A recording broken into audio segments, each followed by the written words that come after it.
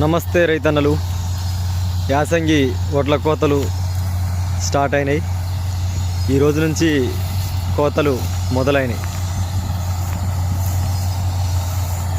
మా ఊర్లో ఫస్ట్ పొలం ఇదే కోసేది.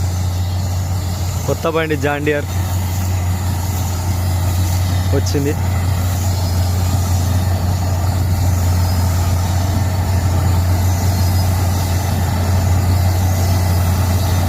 ఇక ఇప్పటి నుంచి కోతలు అనేది అక్కడొకటి స్టార్ట్ అవుతాయి. ఇక మరి 10 రోజులు అయితే, ఇంకొక 10 రోజులు అయితే మొత్తం పొలాలు కోతకు స్టార్ట్ అవుతాయి.